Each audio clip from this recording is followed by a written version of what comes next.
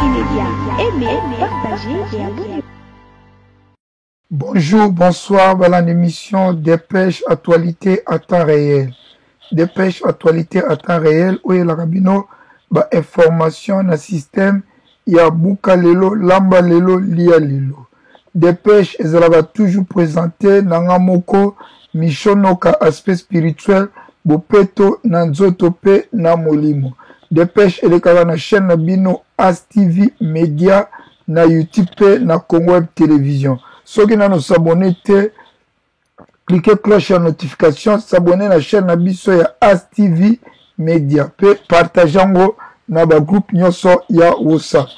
Na dépêche à lelo, tu parler si écho de la guerre na Est ya mboka na biso, tu lobela makamnini eza koleka na Est ya mboka na biso entre FARDC Wazalendo, M23, RDF, AFC, ya Corneille Nanga.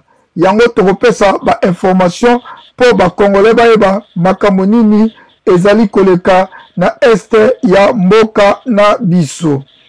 Tobandaka toujours kofungola basango na biso na côté ya ba rebelle. Tobandaka information na biso ya ba rebelle, tosukisaka na information na biso na FARDC. Tokofungola dépêche na biso kuna na Nord Kivu, précisément na Lubero, tubavanda kuna to habitant ya village ya Kichombiro, bazali kokima ko se réfugier na ba zone oyo, bazali ko considérer ngo lokola ba zone moko calme, ba zone moko za na bitumba te na asi boza komona ba réfugier na mikumba na bango bazali kokima mboka ya Lubero parce que tension ya bitumba ezali kuna makasi. Bokolanda ba M23 mingi Colonel Willy Ngoma na Laurence batindeli FARDC pe bazalendo message balobi bazala na mbangu parce que ezali koya mabe. Bokolanda ngo message nini Colonel Willy Ngoma atindeli FARDC na commandant Laurence kuna na este ya mboka na biso. Na dépêche lelo tokolobela lisusu pe komona ba vidéo ya ba habitants ya ba zone occupée, ba zone o ba rebelle ba occupé, ba habitants ya ba zone wana ba filmaki entrée ya force rwandaise. Bokomona ba soldats rwandais ndenge bazali kokota kote kuna na axe ya Kanyabayonga na Kasenge. Ba force rwandais bazokota pe bakoti jour nini bakoti le 14 avant rencontre ezalaki prévu entre président Félix Tshisekedi na Paul Kagame na Rwanda. Rencontre ezalaki prévu le 15 kasi armée rwandaise asia esalaki incursion na bamboka oyo eza déjà occupé, bakoti déjà en masse. Na dépêche ya lelo bokolanda lisusu groupe armé ya sika ebotami na Burundi. Groupe armé ya sika ebotami na Burundi balati bateni ya FARDC. Toza la confusion. Bazali po na côté ya FARDC neti bazalendo to bazali contre ba rebelle po balobi bango baza ko traquer pe binemi.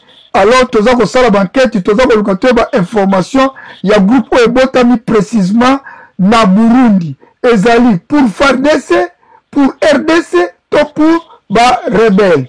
Tokoye bango na ba dépêche ezali koya. Na dépêche à lelo bokolanda ba soda FARDC bazalaki capturé et pa ba rebelle ba présentaki bango bokoyoka bango me ba présenter bango bokolanda ngo na dépêche ya lelo ndenge bakangi ba soda FARDC comme ba prisonnier de guerre bazalaki capturé na bitumba.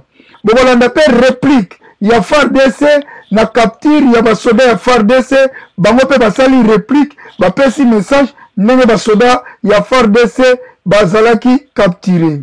Kamba ko kamwa tolamka na tongo mwana Museveni oyo bayambai na Congo lokola roi, oyo bayambai na chef femme na biso Chiwewe lokola roi na parade militaire, tolamka na tongo toyoka mwana Museveni Kaina Rugaba apesi modoreke to apesi ultimatum d'ici le 2 janvier 2025 ba mercenaires nyonso ya mindele baza koopere na este oyo baza kobunda na nsima ya FARDC alobi d'ici janvier alingi ayoka bango lisusu te. Alors soki baza kaka wana d'ici janvier mwana Museveni a déclaré guerre contre la RDC akotake ba mercenaires nyonso oyo bazali kosoutenir to bazali koforme ba militaire na biso na este akoatake bango. Bokosana te bokolanda Corneille Nangaa asalaki 10e session na ye a formé 650 cadres kuna côté bango babotoli bamboka to barécupérer bamboka. Bokolanda pe extrait ya discours ya Nangaa avant rencontre oyo ezali raté ya Félix Tshisekedi na Kagame na mboka Angola. Bokolanda pe lelo barebeli ya M23 bazali kosepela bazali ko revendiquer babotoli mboka babengi Alimbongo kuna na Nord Kivu. Ba filmer ba image na bitumba ezali na Lubero bazali kosepela ndenge ba récupérer ba mboka wana o babengi Alimbongo. Wana ezalaki ba information topesi bino pona ba rebelle siko tokokota kote mapinga ya mboka o babengi FARDC toyeba eloko nini pe FARDC azali kosala kuna na front. Na moment oyo toza koloba boye FARDC azo continuer formation ya ba militaire pe recrutement ya ba militaire pona kosala assaut final. Donc baza ko recruter ba militaire baza ko former pona kosala assaut final ndenge président Félix Tshisekedi ke akokota na Rwanda. Donc yango bazali déjà ko préparer assaut final ezali ke kokota na Rwanda pe kosilisa guerre nyonso. FARDC a bombardaki drone ya ba M23 drone wana ezali drone ya ba RDF ya ba Rwandais ezali drone oyo esalaka ba mission de renseignement emataka likolo ba Rwandais batindaka ba drone na bango na likolo mpona kosala mission de renseignement kozwa information si ba position ba FARDC. Drone wana ezalaki abati na ba soldat ya FARDC kuna na front. FARDC apesi information a neutraliser plusieurs groupes rebelles. Yaba M23 FARDC alobi a neutraliser bango na Lubero parce que bitumbezo bunda makasi na Lubero. FARDC alobi a neutraliser bango pendant 2 jours sans riposte. Ba neutraliser ba soda M23 na ba RDF oyo baza kuna na este. Balobi ba botoli bango ba minduki lokola ba A47 ba PEM ba mortier ba botoli bango ba effet militaire nyonso FARDC a récupéré nyonso tout. Bokolanda pe déclaration ya FARDC après capture ya ba militaire na ye na ba rebelle ya M23. Na dépêche ya lelo tokolanda jeune soldat en tout cas attaque na papa Mobeti na Colis Pebana. Bokolanda jeune soldat mwana Congo de père et de mère aza soldat ya FARDC azali na front azali kobundela mboka asali message na ye azolobela kote azolakisaka ba papier azali penda jeune azo interpeller ba jeune baza partout botika kikuluma bo rejoindre front pona kobundela mboka. La patrie ou la mort nous vaincrons, c'est la patrie. Asali vidéo na ye bokolandango na dépêche ya lelo. Bokolanda pe vieux papa moko mukolo mais azali wazalendo. Papa mukolo azali wazalendo azo interpréter pe bana mboka ba rejoindre force vive. Ba force vive oyo eza kobundela mboka pona ko sikola to ko bengana banguna oyo bavandi na mboka na biso Congo démocratique. Village ya Kasege eza sous contrôle ya FARDC. Bokolandango Luufu ezali totalement nettoyé pe na FARDC. Bokolandango na dépêche ya lelo. Bokolanda ba video ya bitumba ya guerre na front ndenge nini FARDC aza kobunda tokotsela bino ba séquence nyonso ya ba video wana na dépêche ya lelo. Bobosana te tokosukisa na communauté internationale. Communauté internationale bakotaki réunion babeti sete Rwanda a retiré ba soldat na o bazali na mabele ya Congo. Et puis lisusu bokolanda ministre na biso a défendre Congo na ba conseil ya ONU alobi ke Rwanda jamais akotika la kozala gendarme ya sous-région ya Afrique centrale. Bakotika jamais kopesa Rwanda espace. a dirigé Afrique centrale militairement, a konza Afrique centrale ekosimbaka mukolo moko te. Bokolanda pe lisusu représentant ya Union européenne Joao Bogsta alobi pe lisusu Rwanda a retiré ba militaire na ye. Moïno Nzangi oazali ministre ya développement rural auti kosala conférence de presse koaffirme que ba rebelle M23 bazali ko utiliser ba drone kamikaze pona ba percer ligne de défense ya FARDC. Baza ko obliger ba militaire ba se replier wana selon ministre ba militaire na biso baza ko se replier kotika ba mboka. Environ 1 million de personnes baza déplacées. Donc ibatu bakimi ba mboka wana ezali déclaration ya ministre ya développement rural Moïndo Zangi. Lokola combat eza intense makasi po bitumba zo bunda mikolo makasi na Lubero entre M23 na ba FARDC. Bokolanda administrateur militaire ya FARDC to administrateur territoire AFC population bazala calme bazala na assurance. Lubero ekotombete, Lubero ezali sécurisé, soki ba rebelle baye bakokufa lokola banyama. Bokolanda video ezali radio te.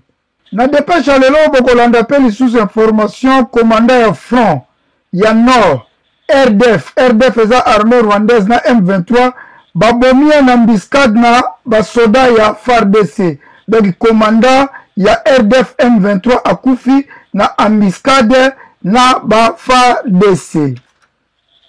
Kaka tango toza ko clôturer tozi information ba rebelle M23 bazo continuer ko avancer na Nord Kivu, baza ko menacer bakota na territoire ya Lubero. Bazali ko menacer bakota na territoire ya Lubero. Ba habitants o bazali kuna balobi ke ba rebelle baza ko contrôler Boule Yesa. Ezali petit centre-ville moko ya muke kuna na bakote ya Lubero. Nous sommes aujourd'hui le 16 décembre 2024. Vous voyez les véhicules sont en train de brûler. Les FARDC eux-mêmes ont brûlé leurs véhicules. Bakimi, Botabana, Mutuka Batumbi. Ça brûle encore. Hein? Nous sommes là. Donc après Matembe, Tozi Sikoyo, Vichumbiro. Donc, Kabundi, Jena Kabundi, Mbangu, Moko Sanate. Wazalendo, Mbangu, Mbangu Sanate. Moi, colonel, Ndenga Otiko, Basiko, Goza Oyoka, Bato, Palangani, Ndenga, Pipo, Palangani, Botaba. Palamituka, Yango. Toujours, mouvement la Bino, la force. Toben la Bino, Boya, pour rejoindre Bisso, te libérer Mboka. Okima. Mais la pema. Ça va, merci. Merci beaucoup. Musika Kunande Matembe. Nzelo za route nationale numéro 2. Ezo Kendeti, Alimbongo, Butembo. Ti Ekeba Kisangani Nzela Oyo. Nzela Onde Kei. Donc, au gouvernement Zeb Sabino, Eza Lokuta. Matondo, mon colonel, Matondo. Banakin, to Sabino, mouvement la Bino Ezali. Nandenge, Bozo Monela Awa, Namo colonel. Tosto comme la Mitembe. Tosto libéré Matembe. Batouana Bazali Ate. Au 15 cm, tu perds dans la rate Bitumba. Tu es Sabino, mouvement la Bino Ezali, mon colonel. Vraiment, Dengue, Maramozali, Bazoko Sabino, le gouvernement a tissé des avant Lokuta. Lokuta et l'équipe, Bazatana Makasi, Mokoteka, Koloba. Et ça là-bas, Azalendo, Bafimeur de chanvre. Dans la Bakimi, Batikina Balos. Batiki, on va c'est Zobeta, Bazo Pakatambango. Mon colonel. Bazo Landabango. Tout l'accès, la carte, Bamon. Eh, Botala Bino Moro, Dengue, Bakimi. Mazego Lambao. Tala Nzungu. Nzungu a soda gouvernement. Nzungu na bango ya ngoyo. Batiki na babangi. Moete biloko kili babangi ndeleki. Donc, bon, dans ma motseke dans un sabinote. Et ça Lokuta. Donc, jamais bajota 1 cm. Bazoko sabino, tseke na zoko sabino. Bana Kinshasa. Bana Potonde Bozolanda biso. Boya na kati ya FC. Non, M23. Puisque to lingi nda changement. Bon, pesa politicien, mato ite bazoko sabino, pesa baronde miss, basa bato Lokuta, babeti tolo, mutu moko tako pesa bango soki ndenge nini. To kimisi bango ape to kimisa bango place nyoso. Merci beaucoup. Merci Nandenge mon colonel alobi toze la bino diaspora babino yangoyo. Boyebi ndenge tia tozalaka na katikuna boya ko rejoindre biso. Yoko mbuma ngrika ndezo beta bazo palangana. Pesa nanu bayoka. Donc bazo ngrika na zoka donc bapalangani bon taba. Bosala bayoka. Bapalangani bon ngulu donc mbangu msala na mbangu pe mezi bango. Tisekera zoko sabino bana bato. FRDC toza bandeko botika kolonda Tshisekedi. Yoka ngrika ninge FRDC la bazalendo bazo kima. Donc tozola na bango sikoyo. Merci beaucoup. Matondo. Chers compatriotes, nous sommes à Kanyabayonga le lundi 9 décembre 2024 avec les capturés des FRDC. Le colonel Wilingoma va bientôt vous les présenter. Mon colonel. Merci beaucoup. La coalition gouvernementale est venue attaquer nos différentes positions et bombarder même la population civile. Et de ce quoi, ils se sont fait prisonniers de guerre et ils vont pouvoir se présenter eux-mêmes. Présentez-vous. Moi, c'est sergent-major Kotakota Alexis. J'ai 45 ans, fils de Kota et Mwanza. Mon unité de provenance... Originaire d'où? Originaire de Kassai. Ok. Mon unité de provenance, c'est 2103. Votre commandant compagnie? Capitaine Akwazo Dieudonné. Votre commandant bataillon? Le major Sengiouba. Sengiouba. Votre commandant régiment? Le colonel David. Ok.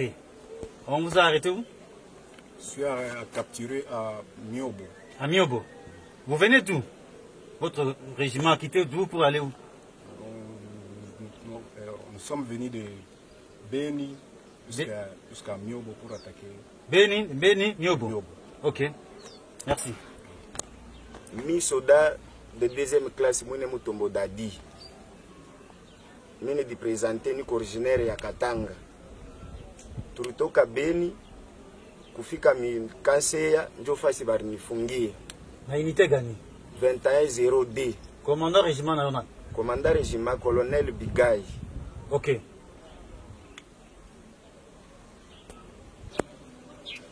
Ngai deuxième classe Mbereka moi Ezaï. Je suis né à Masereka. Na uti formation na Kangami na Luofu. Uti wapi? Na formation Kisangani. Kisangani na kani? Kabauma. Na unité ni? 313. Commandant bataillon nani? Major Lua. Ça. Sergent-major. Mon colonel. Quelle était votre mission? Notre mission était de récupérer toutes les zones occupées par les M23 avant la rencontre du président Tshisekedi et du président Kagame. Nous étions avec les FDLR et les Ouazalendo. Ok. Sergent-major, Mon colonel. on vous a donné la mission de libérer les zones libérées par les M23. Oui. Par qui? Par le général Chico.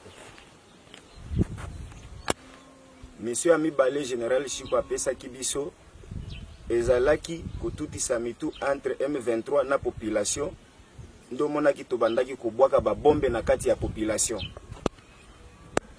Ok, ce que vous avez vu aujourd'hui, nous avons montré au monde entier, la coalition gouvernementale est venue attaquer la population civile, lancer des bombes là où il y a la population civile et attaquer simultanément nos différentes positions militaires. Et nous les avons capturés. Merci beaucoup. Le commandement des opérations Frono loue le courage de ces militaires de FRDC capturés et dénonce toutes sortes de tortures qu'ont fait subir ces derniers par les terroristes de M23, RDF, dans l'objectif de les contraindre à relayer des faits mensongers. Le commandement des opérations Frono rappelle que les FRDC n'ont pas besoin de FDLR pour défendre leur pays. Elles sont déterminées à le faire jusqu'au sacrifice suprême. Kina nguvu sana.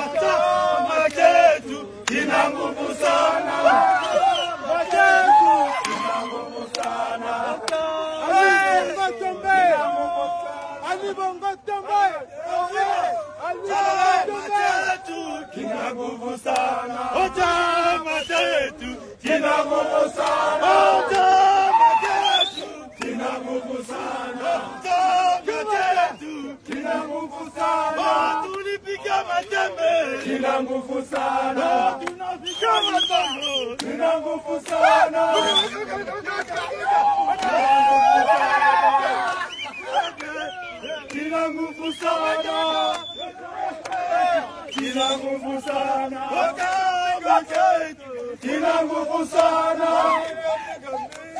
kina nguvu sana, kikapiga Rubero kina nguvu sana, Machetu kina nguvu sana, Machetu kina nguvu sana, tulipiga Matembe kina nguvu sana, tunafika Limbondo kina nguvu sana,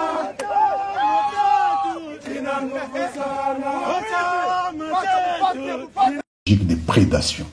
Dans les domaines de la sécurité et de la défense, cette bande d'incompétents corrompus a désacralisé toutes les fonctions régaliennes de l'État. L'armée, la police nationale et l'administration publique sont clochardisées et la justice aux ordres.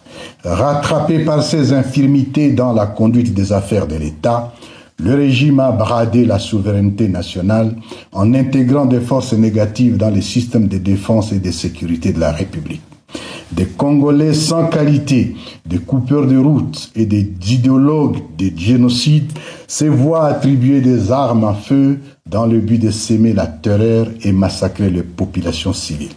Plus grave, le régime de Kinshasa a recyclé, entraîné, équipé et financé les FDLR, tout en collaborant criminellement avec les ADF Nalu dans le but de déstabiliser la sous-région.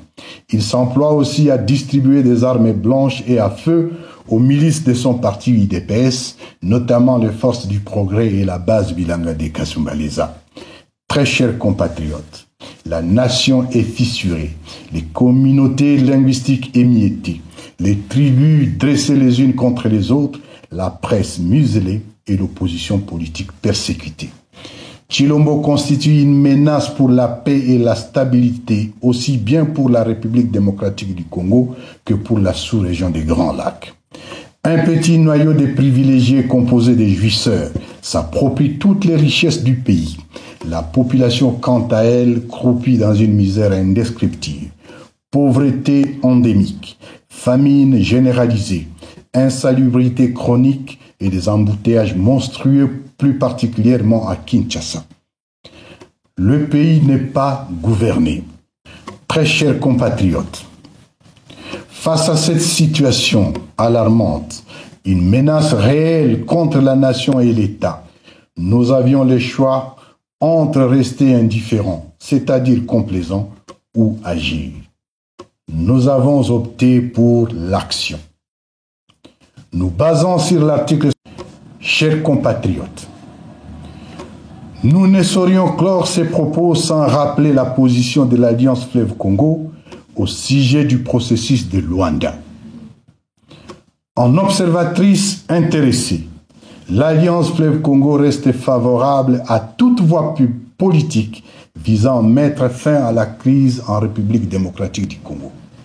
Bien qu'encourageant le processus de Luanda mené par le président de la République angolaise, son Excellence João Manuel Gonçalves Lorenzo, reste partiel parce qu'il occulte les autres aspects de la crise congolaise qui justifient notre révolution constitutionnelle. De ces faits, l'Alliance Fleuve Congo n'est pas concernée par ce processus et les résolutions devant en découler ne nous engagent pas.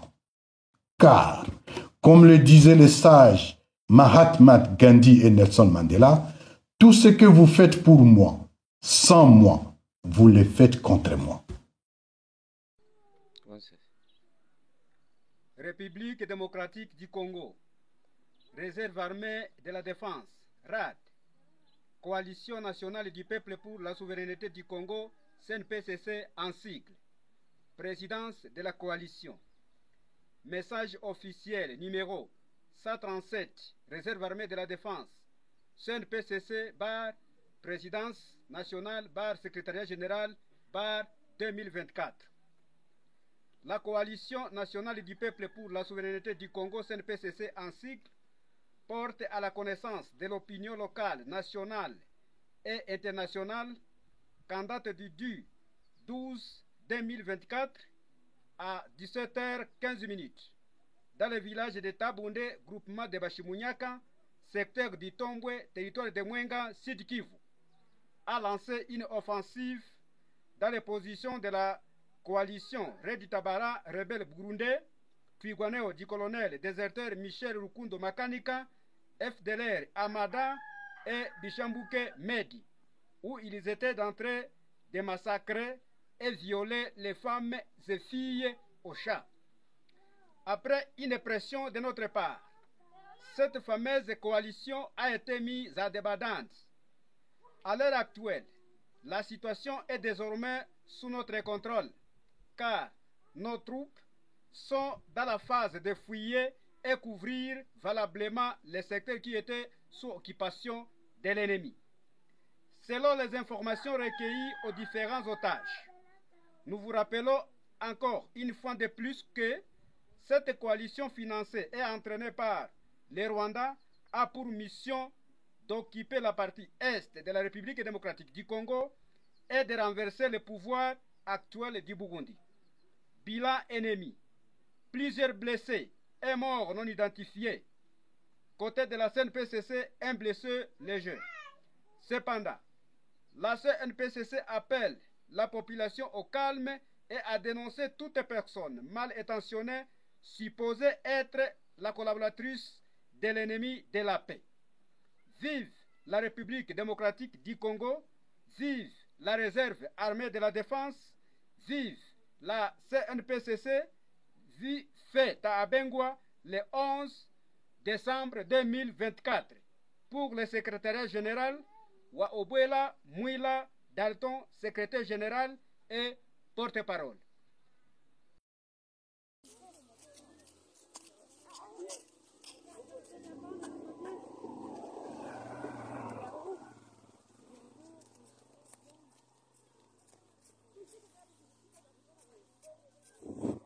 Abantu babo banamutepeta kabisa chitsimbero chikuma abantu sona abantu bamafa mutu kabisa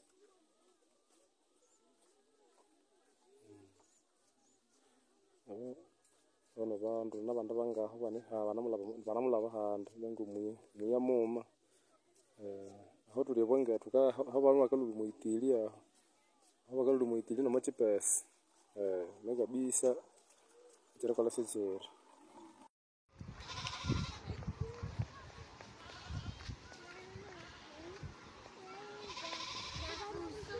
C'est pas facile ça. C'est les M23. Ah.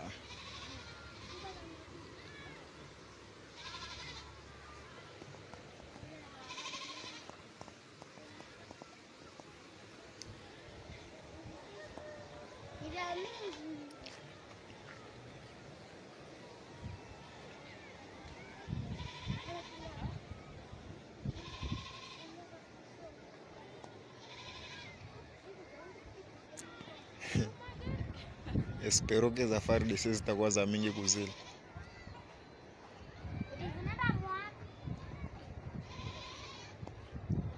Wow.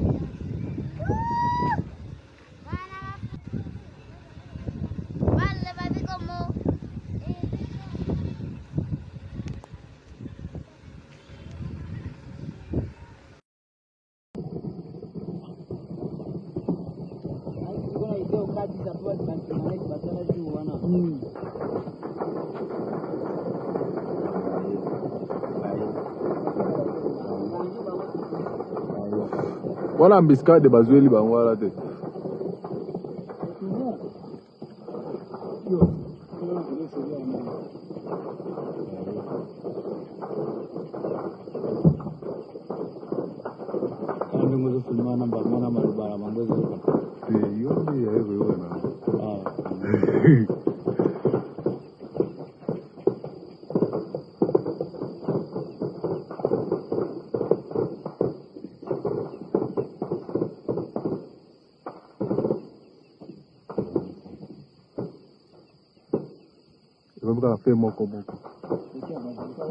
Bosale loko te mabele mame oyo mabele mame o mabele na biso fina ye pena même moral fina ye pena bien mabele mame besilo oyo mabele na biso mbanga pas ver todo que ver kase ka ba yo moto tabango okutu ango beta mi ba club bombe yango ndoki oyo mais yaki ya biso te yango oyo rebel ne bomone bo yango éclat yango oyo mais yaki ya biso te epanzi ekei mbanga pas yango oyo bana presse commercial se ba monaka tala kama makambo général edika pen tala petit na yo capable ko faire donc ndenge makambo sala ba un boyo ka ba déranger mboka ba bona otindela otala siko si le terrain ngwana unomona mo si ba ki moto yango oyo moto okay tala oyo elongi na ye tala bango yo moko tala elongi na bango to panza bango kaka bango wande nde bomona to katia kutu lokolo mama na yo somo yango na yo betongi ani azwa panza mo uti katelanga masokodi panza mo uti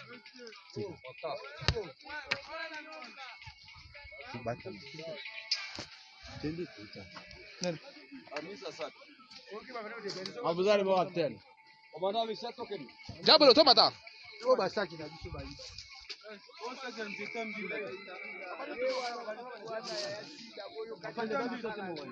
si le terrain banga passe bata rouge moto yango yo sili déjà makambo sili suka makambo sili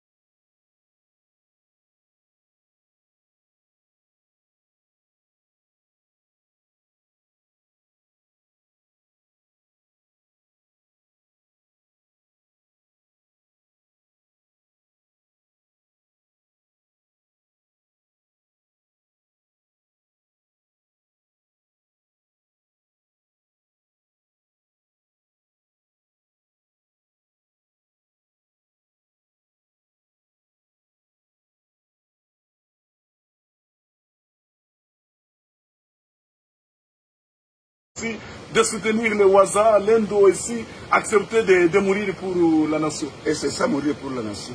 On peut mourir pour la nation quand on est jeune, on peut mourir pour la nation quand on est vieux. Parce que vous avez bien la valeur nous appelle le nombre d'années. Nous sommes là. Et j'ai fait appel à tous ces vieux-là, qui ne faut que parler de rien du tout, qu'ils rejoignent les jeunes gens. S'ils ne veulent pas rejoindre la ligne de front, qu'ils nous assistent quand même avec leurs moyens de bord. Les jeunes gens ont besoin d'argent, ils ont besoin de soutenance, ils ont besoin d'assistance. Mais si on peut les laisser comme ça, ces vieux-là qui ont leur argent, il ne faut que boire la bière, alors que les jeunes sont sur la ligne de front ici. Peut-être démunis de tout. Mais quand même, j'ai fait appel à ces vieux-là. Ils me regardent, j'ai l'âge, mais avec mon engagement, je vais mourir pour ce pays. Voilà, vous voyez ce vieux, il a accepté de laisser tout, d'abandonner ses enfants dans son milieu, mais pour venir défendre les patriotes Ouazalendou, quel courage de ce vieux. Avec tous, nous sommes ici avec les Ouazalendou. Ici, nous sommes dans la localité de Burunga, à la rivière Mouéha. On va vous montrer cette rivière. Ici, nous avions rencontré les Ouazalendou qui ont déjà installé leurs positions. Ils ont accepté de combattre les rebelles du M23. Il ne reste que seulement quelques kilomètres ici pour atteindre Chacha. Et puis, la route sera opérationnelle. Mon général, peut-être vous avez un message à lancer à la jeunesse congolaise qui continue à sommeiller pendant que la RDC est agressée. Le message n'est autre que faire appel pathétique à ces jeunes gens. Qu'ils comprennent que nous n'avons pas autre trésor. Seulement le trésor qui nous a été laissé par nos anciens, c'est cette terre. Le Congo, notre beau pays. Que les jeunes se mobilisent. Nous sommes entourés par des jeunes ici. Mais qu'est-ce qui empêche que les jeunes aussi peuvent suivre leur niveau de croyance? Que les jeunes arrivent, que les jeunes rejoignent le mouvement, que les jeunes adhèrent dans la paix céleste. La paix céleste, c'est le mouvement mère de tout le mouvement. Si personne ne veut pas travailler dans la paix céleste, il va travailler où? Il va travailler où? On va défendre le pays où? Oui, nous avons beaucoup de mouvements ici. Mais ces mouvements, c'est pour...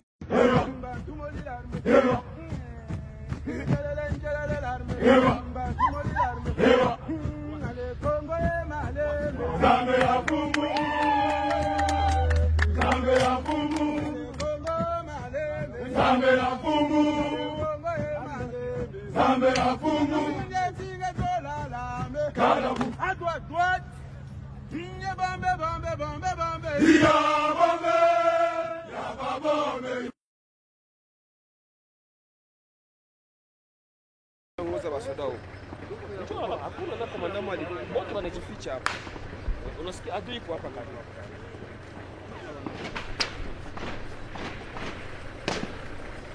Kwa pale. Barusa kalo. Jambo bosala wale. Bongo kende wapi? Bolingi bokende wapi? Bosonga sima. Mimi mtaogopesha mabega mbele. Wale tukaje wapi? Yale mwanangu. Wataogopesha basoda. Wewe songa sima, baba ya wapi? Songa kwa lipo lipo mwana. Baba, songa boy.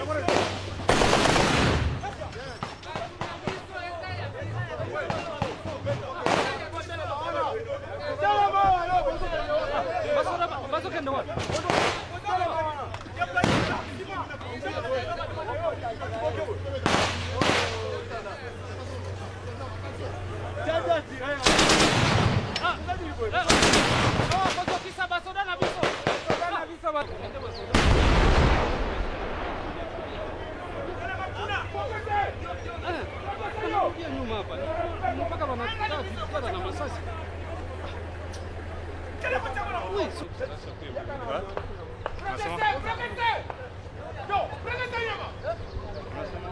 Komanda iko wapi? Hakuonekana.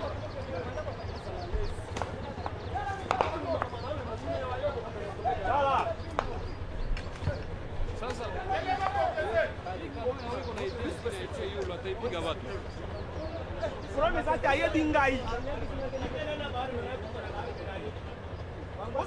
bon, ni juu ya vita tu. Wanasema tukimbie huku chini. Wanasema nini? Tukimbie huku chini, huku chini. Kule kuna kwa namna. Basoda biko tu bangali banapiga na kule yule mngano na masasi ngeni na ria.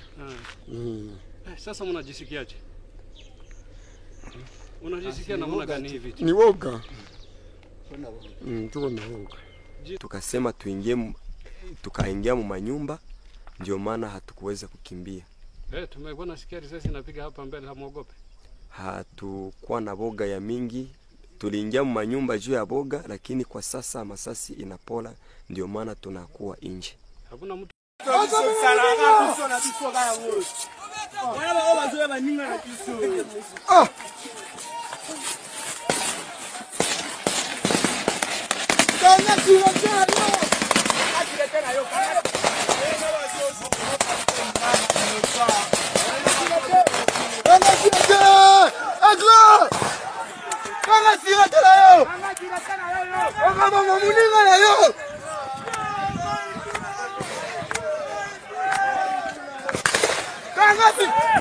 nataka koma na yo.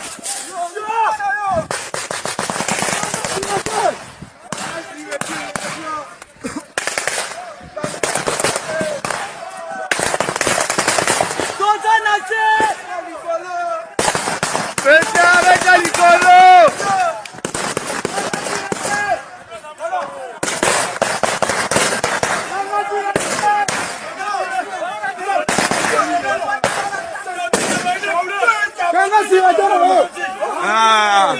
Tu peux te lire en haut des gens,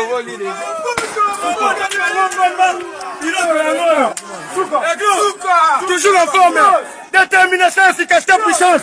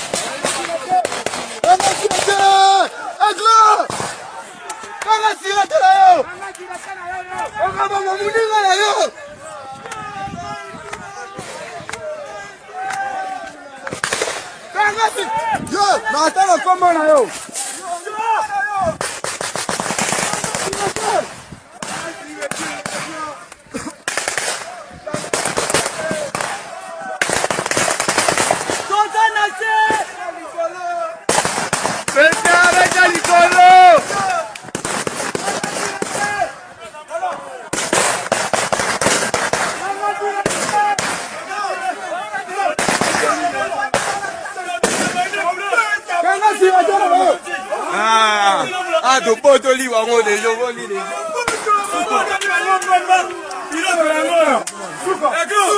toujours en forme, détermination, efficacité, puissance.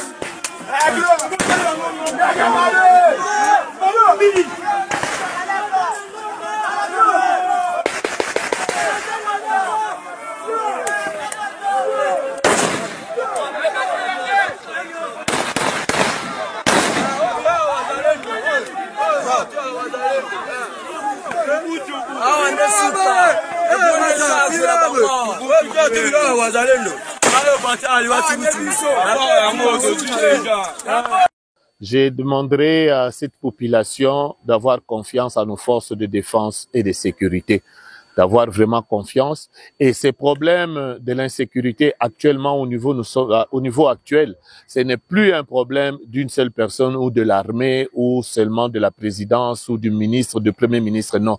Maintenant, c'est l'affaire de tout le monde. Donc, tout le monde doit, à son niveau, et à son niveau, doit savoir appuyer ou assister nos forces de défense et de sécurité. Pour l'instant, je pense que vous voyez qu'il y a des enfants qui vont aller à l'école. Vous avez remarqué que nous sommes au bureau. Donc, la situation est maîtrisée. Et ayez confiance, comme je le disais, nous devons avoir confiance à notre armée et qui se comporte très, très, très bien sur le terrain ou sur le théâtre des opérations. Je vous remercie également. Nous avons été, ça fait maintenant 2 semaines que notre armée fait face à un harcèlement régulier des forces armées rwandaises qui appuient la pseudo-rébellion de M23 et l'AFC, notamment aussi du territoire de Lubero et dans les Walikale, puisque nous parlons aussi de Bouleusa. Je voudrais bien dire que notre armée, dans son respect légendaire des engagements internationaux, est restée sur la défensive et ne voulait pas compromettre la rencontre qui allait avoir lieu à Luanda, mais que les premiers jours de provocation du M23, le M23 a réussi une correction exemplaire, puisque les FARDC, avec les Wazalendo, ont réussi à prendre Kasségué, ont réussi à prendre Matembe, et ainsi de suite. Mais puisque l'armée est restée dans le respect de l'engagement qui avait été pris à Luanda, l'armée a repris ses positions initiales. Malheureusement, la journée d'hier, les M23 ont utilisé surtout plusieurs drones kamikazes. L'armée rwandaise. Les M23, bien évidemment. Ils ont utilisé plusieurs drones kamikazes qui ont percé derrière de nos lignes et nos militaires ont fait des replis jusque dans les environs de Kitsumbiro. Je voudrais donc profiter de ce moment pour demander à la population de continuer à nous faire confiance et donner notre message de compassion, puisque nous avons environ de 1 million de personnes, puisque c'est la zone la plus peuplée du pays. Hein. Nous avons environ de 1 million de personnes qui, à ce moment ici, sont en errance, à partir de Bikara, à partir de Kitsumbiro et de partout ailleurs. Et je voudrais... Présidente, merci pour m'avoir accordé à nouveau la parole. Je serai brève, mais je me dois de répondre avec la plus grande clarté et fermeté face aux arguments avancés par le représentant permanent du Rwanda. D'emblée, soyons clairs, je ne blâme pas le Rwanda pour tous les maux de la République démocratique du Congo. Je blâme le Rwanda pour la présence illégale de ses troupes sur notre territoire, le massacre de Kishishe, le bombardement du camp de déplacés de Mugunga, le pillage systématique de nos ressources naturelles et les attaques contre les soldats de la paix des Nations Unies et de la SADC. Je blâme donc le Rwanda pour les violations de la Charte des Nations Unies. Ces actes sont tous des crimes, ils ne relèvent pas d'un quelconque malentendu ou de différends bilatéraux. Ces faits, Madame la Présidente, ne relèvent pas de spéculation, ils sont documentés, corroborés et gravés dans les rapports des Nations Unies. Je prends néanmoins note de la posture du Rwanda qui doute de l'objectivité des experts des Nations Unies. Le Rwanda avance que la République démocratique du Congo est confrontée à de nombreux groupes armés. Et oui, c'est un fait.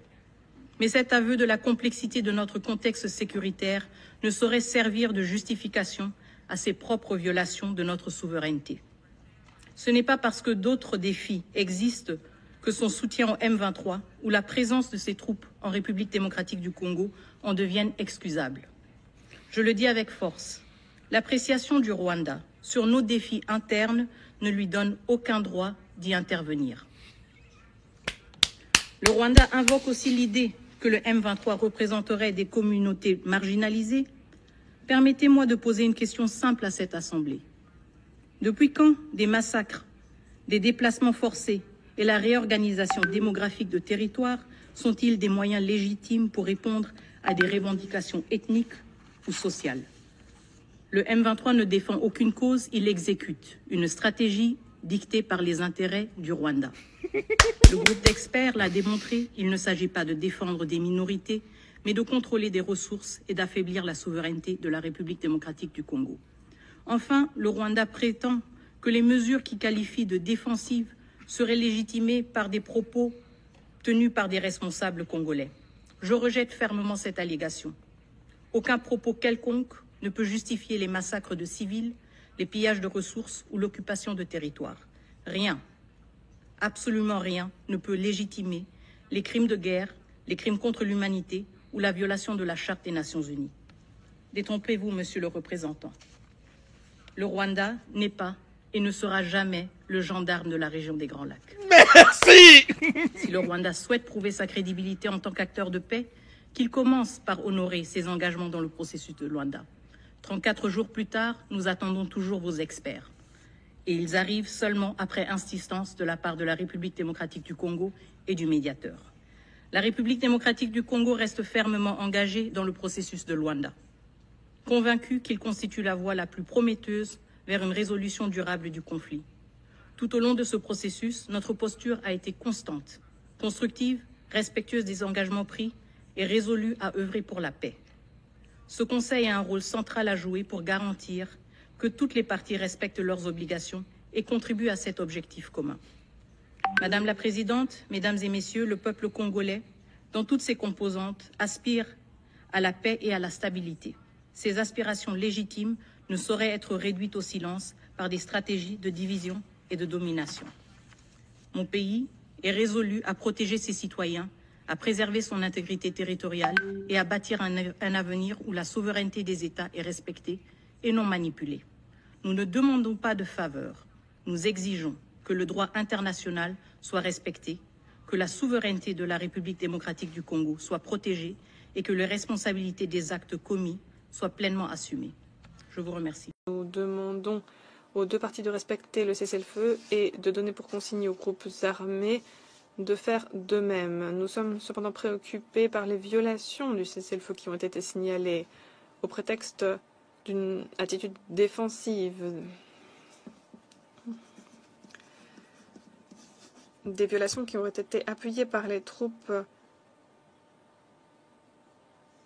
RDF. Cela doit cesser.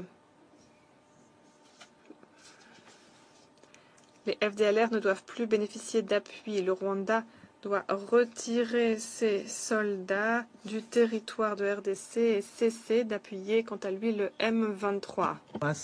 En outre, la MONUSCO doit pouvoir exécuter son mandat et il faut que les systèmes de missiles sol-air soient retirés ainsi que les interférences, ce qui perturbe les opérations aériennes de la MONUSCO et met en danger les vies des acteurs humanitaires et du personnel de l'ONU ainsi que d'innombrables civils. De surcroît, comme vous savez, Madame, l'Union européenne a fortement soutenu le processus de Luanda.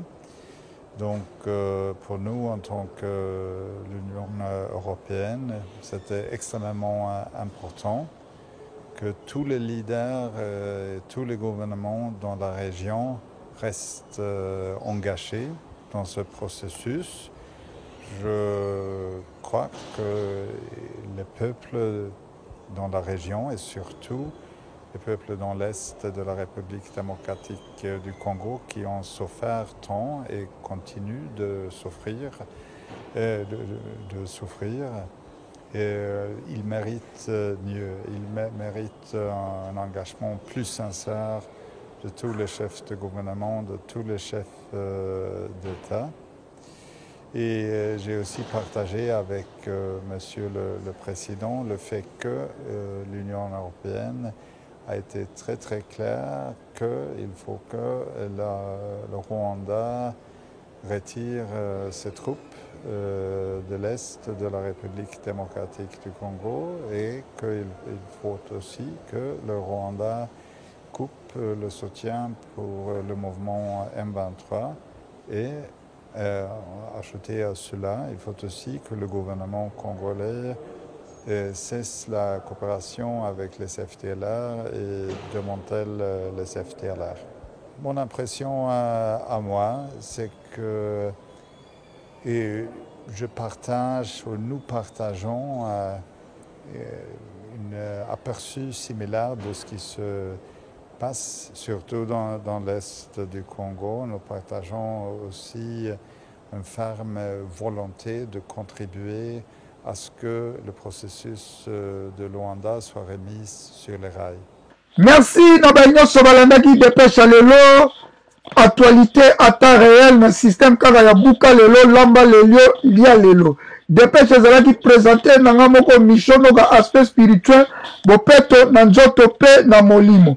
Autre Bengango, écho de la guerre na Est Yamboka. Ezali deuxième photo Salango, to Salagango, chaque fin du mois, tout début à mois, qu'on peut savoir information. Merci Nabaïno Sobalandaki, dépêche actualité à temps réel, dans le système Kakaya Buka Lelo, Lamba Lelo, Lia Lelo. Dépêche a toujours présenté dans Namoko Mishonoga aspect spirituel, Bopeto Nanjoto Pena Molimo. Où ezali information to salaka écho de la guerre ya Est, qu'on peut savoir information eza koleka kuna na Est pour peuple ayeba eloko nini ezali koleka na mabele ya mboka na ye. Botsa ba commentaire soki pe bozala d'information bopesa biso bobenga biso bopesa biso d'information oyo etali makambo kaka ya guerre ya Est. Soki poza militaire ozali militaire ozali rebelle olingi osala biso interview opesa biso d'information vie oyamba biso tozali toujours wana ouvert mpona koyamba mpe kotuna bituna biso tozali bajournaliste mosala na biso kotuna mituna po ete peuple ayeba to mokili eba makambo oyo ebombamaki na kuku ebima na poisa mpona lelo tosuki awa nde tokutani na badepeshe ezali koya bobosana te nasalaka bemission mpe ya box oyo nalobelaka mpe masano ya box nasalaka mpe émission politique oyo nabetaka masolo ya politique na bainvité mpona lelo tosuki awa babaye Congo, Congo.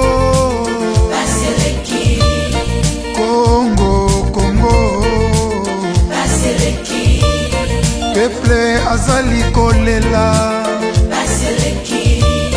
likola ba politicien ya moyibi likola ba politicien ya kanyaka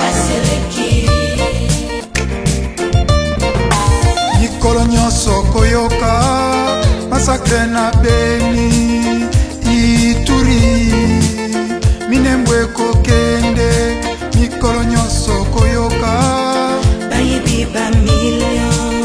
Namboka Andela ezate Dele sage Maya microbe Peuple azali kolela Baseleki Active Média, aimez, partagez et abonnez-vous.